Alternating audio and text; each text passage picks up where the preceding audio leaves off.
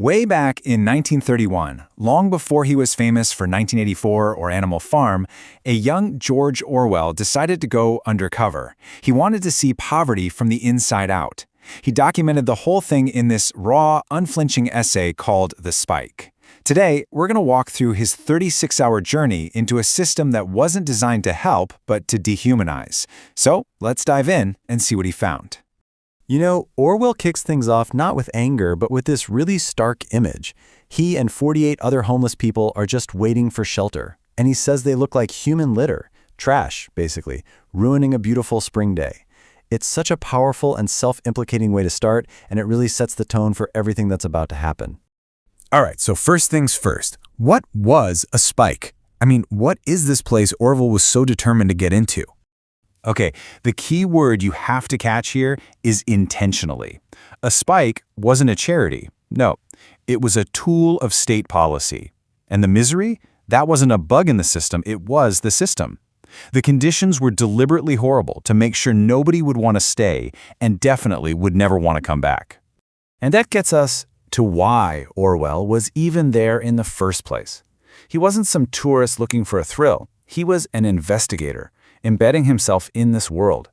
He wanted to write about poverty not from some safe distance, but with the authentic grit and grime of actually living it.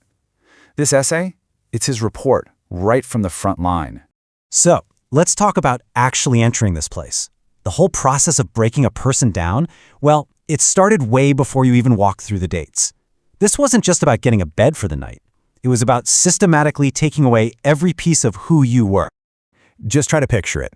You've got nearly 50 exhausted people, all nervously whispering rumors about the tramp major, a guy they call a bawling, blasphemous, uncharitable dog. They're literally burying their last few pennies in the dirt and stuffing tobacco into their socks, because they know if they're caught with either, they're in big trouble. Right from the get-go, survival depends on deceit. Once you're inside, it all happens so fast, it's almost mechanical. They take your name, but it feels more like they're taking it from you. Your few personal belongings? Gone. Confiscated.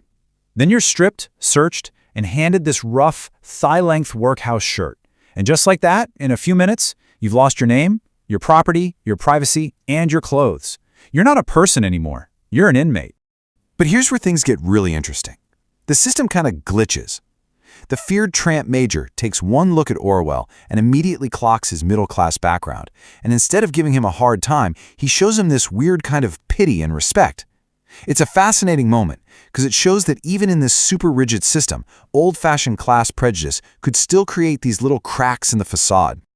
Okay, so once he's in, Orwell starts to document the sheer physical assault of the Spike's routine. It's a world of enforced filth and just this constant gnawing hunger.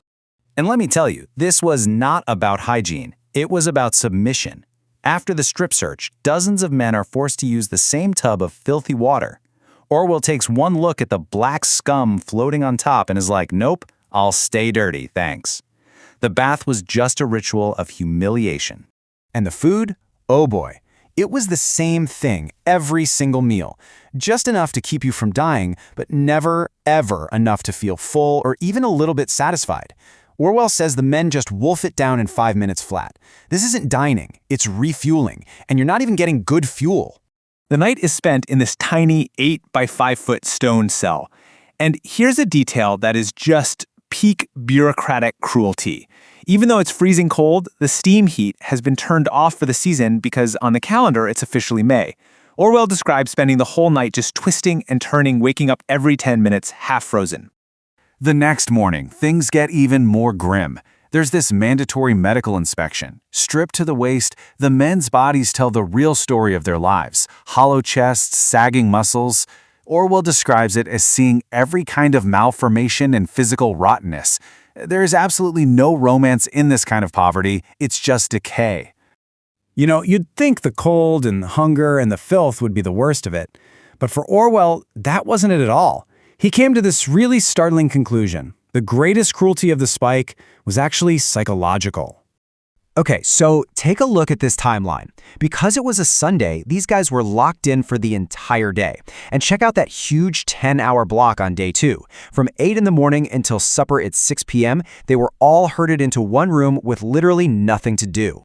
Orwell says their minds were just completely consumed by survival. Their conversation never got any deeper than which spikes were good, which were bad, or where to find the next meal. An empty belly just doesn't leave any room for bigger thoughts. So for 10 solid hours, they just sat there, trapped in this state of enforced mental emptiness. And this was Orwell's crucial insight. To him, this forced idleness was a unique kind of torture. An educated person, he says, has thoughts and ideas, constellations within himself to get through something like that. But for these men, it was pure agony. It was just a state of empty, resourceless waiting. But then, the story takes a really unexpected turn. Because the tramp major saw Orwell as a gentleman, Orwell gets this rare job helping out in the main workhouse kitchen. And what he sees there completely changes how he understands the spike. Just 200 yards away from the starving tramps, he sees the most astonishing waste. Great big dishes of beef, buckets of vegetables, perfectly good bread. It's all just being thrown out. He says he personally filled 5 massive dustbins with good food.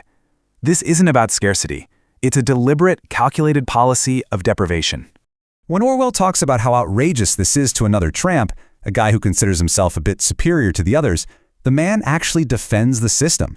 He says the harshness is necessary to keep the scum away. And that's the real shocker. The justification comes not from an official, but from another inmate who has bought into the system's logic.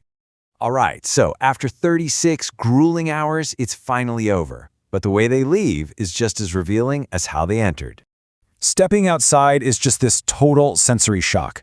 After all the gloom and the stench of the spike, the world seems incredibly bright and clean.